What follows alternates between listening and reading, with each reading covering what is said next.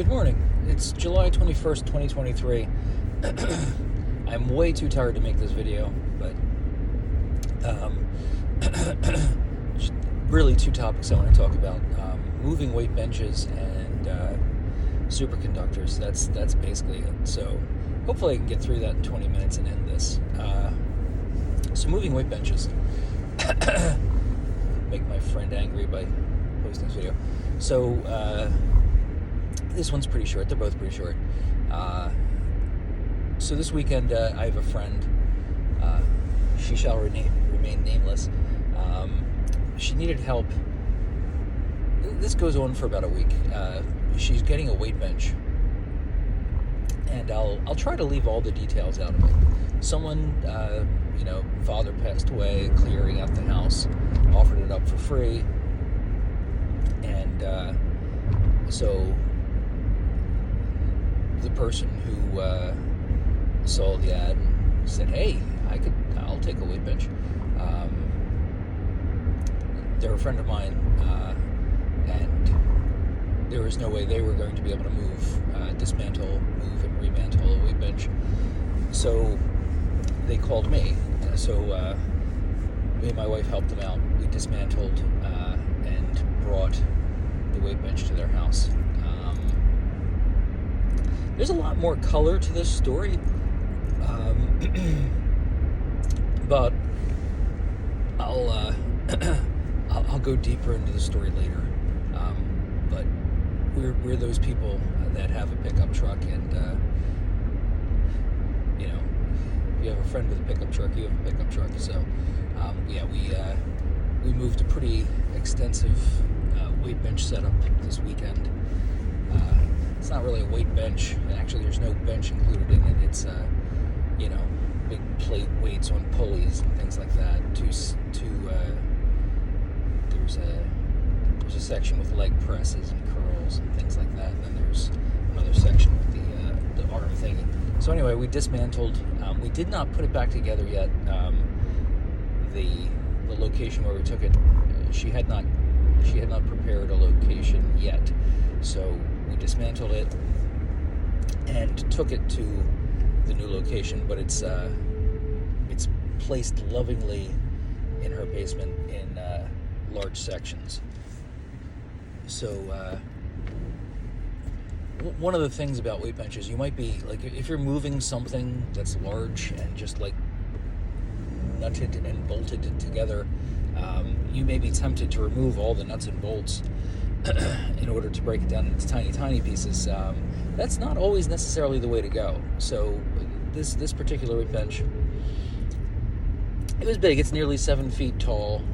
Like I said, it has 2 stations in it with multiple configurations. We basically broke it down into, I want to say, 2 sections. It's 3 sections, but the third section's just the bars that connect the 2 sections together that hold the weights, so it's not really a section. So what I intended to do was take duct tape and put duct tape over all the joints and take pictures and mark them A, B, B. But we left the bulk of the stuff together. I would dismantle it, the section, then I'd put all the bolts back in the section that I'm removing and tighten them up so they're no longer attached to the other thing. So anyway, 3 major sections, 2 major sections. The middle section just made of 2 bars, and then all the ancillary parts, like the lift plate, for the legs, and the preacher curl cushion, were all ancillary stuff. So we dismantled it, threw it in the pickup truck, took it to her house, got it inside, which was a bit of a harrowing experience because the house is not really designed for it. She wanted it in the basement. There's no room in the rest of the house for it. So we managed to get it into the basement. There was no spot prep to reassemble it, so we tightly packed it on the floor. Hopefully it doesn't remain like that. Hopefully she takes my advice and de-hoards a little bit, because the basement's filled with empty boxes, empty bags, a bunch of ridiculous stuff that she doesn't need. So get rid of that stuff, you can set up the weight bench. So the other thing, so I'm tired and I'm sore. Like it was a pretty extensive workbench, and so the process of moving a workbench is a workout itself. Like, because you've got all the plates. Obviously, there's the disassembly. Let's say it's 7 feet tall, so there's all this overhead work where you're unscrewing and reattaching nuts and bolts and stuff like that. So it's we started relatively early, and it was it was an hour away from where we live. Our friend lives basically in Philadelphia. We live out in bumfuck Egypt. So it was basically an all-day affair, and very, very tiring. So or not tiring, but yeah, let's just call it tiring. It's too early. I don't have way with words yet. So we did all that. So the other thing I wanted to talk about was superconductors. So there's this team that has discovered a room temperature, ambient pressure, superconducting material. It's got lead, and they flashed the chemical formula for what they made up on the screen. One of the constituencies, lead, blah blah blah, a bunch of other stuff. I guarantee you that in less than a month, there's going to be a retraction, or someone's going to say, like, oh, it turns out this isn't real, we can't duplicate the results, because what they show as a superconductor is a flake, not a flake, but a little puck of material that's sitting on a magnet, and it's tipped up, but one side is touching the magnet. So what it appears to be is not a superconductor, but just a regular magnet with some iron on one side, and it's set in opposition. Like, if in the video they flipped it over, that'd be a completely different story, because I can guarantee you if they flipped that puck over, it would just solidly attach to the magnet. What I was clearly seeing was a magnet with another magnet on top of it with an opposite pole, but with like a ferrous end. Like there was like either a nodule or like some metal at the end. It wasn't superconducting, it wasn't levitating, it was touching the magnet. So clearly they're just scamming the scientific community. That was the main thrust of this. My wife wanted me to say that on my channel, that like I don't know why all these reputable science YouTubers are saying like this is a huge breakthrough. I mean, it would be a huge breakthrough if it was true. It is clearly a lie. There's absolutely no way that that's a superconducting material at ambient temperature and ambient pressure, especially if the video that they provided is the video that they're going with, because it's not showing any of the features of superconducting material. It's not levitating, it's stuck to the magnet, and it's just being raised on the one edge as if part of it is just a neodymium magnet or just some magnet with the opposite pole of the magnet that it's sitting on. So it's being held down by the one side, and it's just being repelled a little bit, which gives it that cantilever effect. It's just kind of flicking up and down. So just wanted to get that. Holy crap, we're only 9 minutes in. Jeez Louise.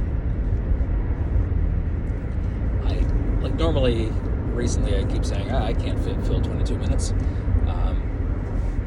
Fill 22 minutes. I can't do 3 22-minute videos. Like, I'll usually do one. I'm already out of material. I didn't want to make this, but I figured, what the heck? Why not? Because my wife had said, hey, you should say that. I don't know why she said I should say that on my YouTube channel. I mean, it's boring enough. Now I'm talking about superconductors.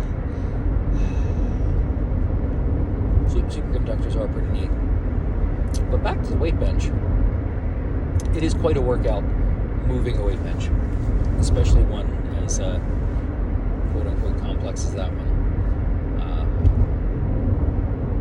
Especially when you have to navigate a house that's being cleared out.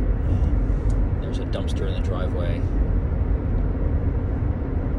Did I finish my thought on disconnected? Like, one of the things you want to do when you're moving something like that is not dismantle it into its tiniest components. Like I said, like I took a bunch of the bolts out, but I would put them right back in where they belong. So other than the weirdness that is disconnecting the pulleys from the weights on the poles, most of it was pretty straightforward. It really wasn't that hard to do. It took a lot longer than I wanted it to, but a lot of that had to do with the commute. Let's call the place an hour away. We got on the road, I want to say we got on the road around between 9 and 9:30, and we got home around 3 in the afternoon, something like that. But obviously 2 of those hours were like travel time. So 9 to 3, 6 hours. Take off 2 hours for travel. It's 4 hours, and I want to say nearly an hour of it was me yelling at my friend, telling them that they need to be crazy on their own time. I can't deal with your crazy. It's like we have to get this in your house. We have to get it into a location. Why you don't have a location prepped is not my problem. I'm not always mean, but sometimes I am. So I helped make a space, and we got it in. Very, very tricky navigating this thing into the house because just to give you a picture of what was going on, there was a side entrance to the building, and it goes, you open the door, it goes into the stairs that lead to the basement, which means you're coming in straight to a wall. Plus, you've got this angle of the stairs, which goes up to a door. Unfortunately, the door doesn't open in a friendly direction. Both of the doors are hinged on the same side. They both open the same way, so you don't even get that nice angle thing where you can go this way or that. How much fuel do I have? Plenty. So, anyway, it was a bit tricky, but we pulled it off. And like I said, I yelled at my friend for being crazy, which you shouldn't do. Like, we've got crazy friends. Like, yelling at them doesn't help, no matter how satisfying it is. I'm at Dunkin' Donuts now. I'm going to order a coffee. Give me a moment. I know this is the highlight of the video when I order coffee. I don't know if this is part of the drinking game or not. I don't think it is. It should make it part of the game.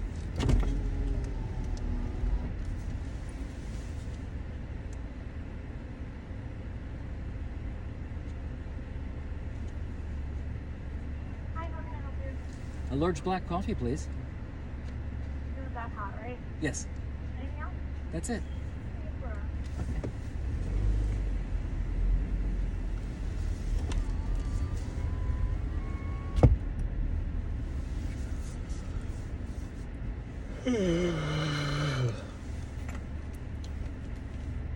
Why wouldn't I want my coffee hot?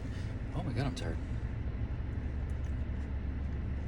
I would have loved to have taken a vacation today. I'm not. I'm about 5 weeks away from my next week's vacation, beginning of September. Like I've butted all of my vacation time this year up against holidays, except for like Halloween, which of course, is a holiday, but it's not a recognized holiday. You don't get days off for that, but that's my anniversary week as well.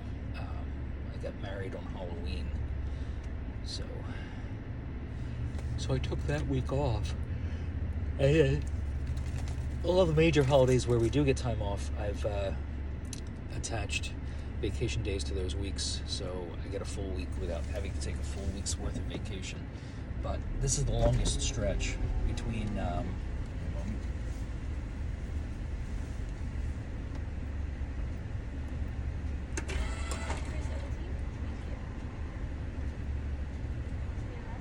Thank you. Yeah. Thank you very much. You too. So those of you that are playing the home game and wondering, hey, is Chris exaggerating? He always complains that his coffee cup, they put the sippy hole at the top of his coffee cup in line with the seam of the cup. And he complains that, when they do that, it trips on him and stuff like that. And so, just so you know, this is the cup they just handed to me. This is where you drink from. This is the seam. That needs to be rotated 90 degrees. Like, why? The thing I can't fathom, and this is bizarre, because they don't do it to everyone and they don't do it all the time. And a perfect example of this is yesterday. So, a friend of mine got a weight bench that they needed moved. I won't do that whole story again. But literally, me and my wife went there to go help her, and we stopped at Dunkin' Donuts to get coffee. And my wife grabbed the 2 coffees, she put them in the cup holders, and without looking, we claim a coffee, because we both drink our coffee black, because we're both cowboys. And I just, for ease, I don't know. It's one of those things, where do you want to eat? I don't know, where do you want to eat? It's like, which coffee's mine? It's like, none of your goddamn business. So I always take the coffee that's furthest back, so it makes it easier for her to reach the one in the front. So I just said, I'll take the coffee in the back. To which I ended up being goofy. I took off my seatbelt, I grabbed the coffee, and I started climbing into the back seat. And she had no idea what was going on, so I just kept saying it. I'm a goofball. Anyway, the point is, I claimed the coffee in the back cup holder, and it was exactly the same. The drinking spout was lined up with the seam on the cup, as it always is when I get a coffee from Dunkin' Donuts. And the other coffee was not. Hers was exactly the opposite. So it's not even the way the cups and the things are stacked, because there were 2 cups set up exactly opposite.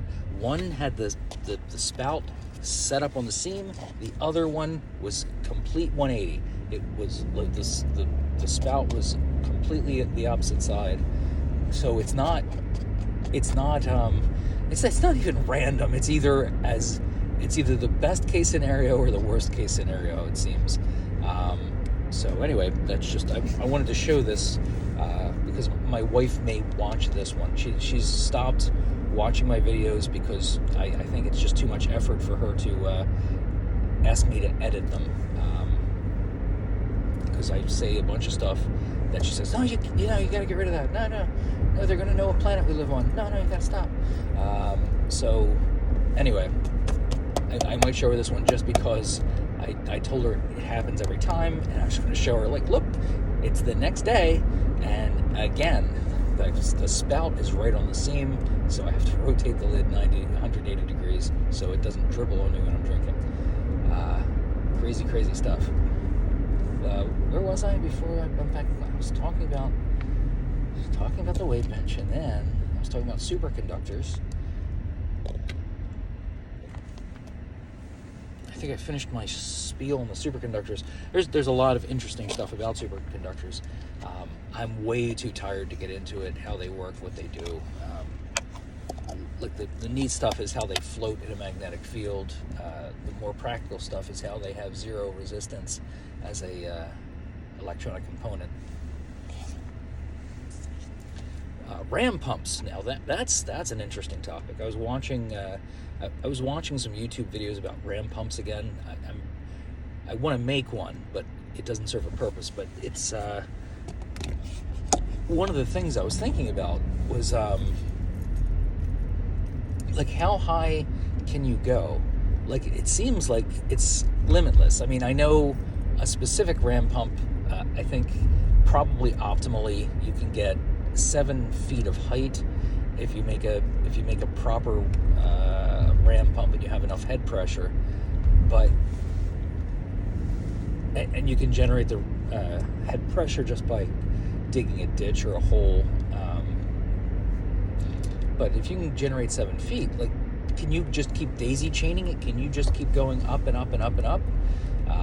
I know there'll be water loss, but that water loss can be mitigated. It can actually be dropped into lower troughs. Go to the, like, if you've got a flowing stream or something like that, you know. Like, it's funny. I was watching them. I was watching videos on because there's a bunch of people that, like, off-gridders and things like that I watch that have really interesting ways of living off-grid. There's this one fella, like, he's living off-grid, but he's got all the modern conveniences because this isn't ram pump. This is just a hydro electric generator he has set up. It's fed from the stream, and it generates so much electricity that he can power all the appliances in his house. And in order to dissipate the excess energy, he actually has it hooked up to water heater, and it heats the water. And then if it's still too much energy, he just ends up dumping hot water, replacing it with cooler water that he heats up, which is that's a fascinating. It's a great problem to have. Too much energy. So anyway, I think I got off topic there. The ram pump is a fascinating little design. It's got 3 basic components. They keep saying it's 2 basic components. So you've got 2 check valves, but you really need the air tank at the end, just a piece of PVC that has no water in it, which acts as a cushion to let the water flow.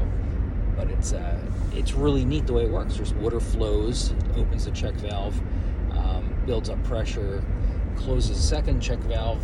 That check valve, once it closes, there's a pressure rise, which means things push through. Is there a third? There must be a third check valve. There must be a third check valve. Yeah. So it's 3 check valves. There's the 2 in line and the 1 vertical. The inline and the first vertical are before the air tank or the air cushion, and then the third one has to be after that. Is that right? Or do I have the arrangement of the check valves wrong?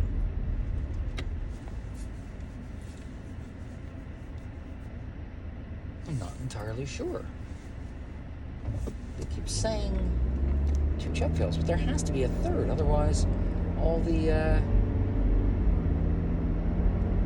water from the system would just back down. Anyway, clearly too tired to talk about this. There has to be 3 check valves. I'm going to have to watch the video again. Why can I not wrap my head around this? So anyway, crap. I have the opposite problem now. I went over the 22-minute mark.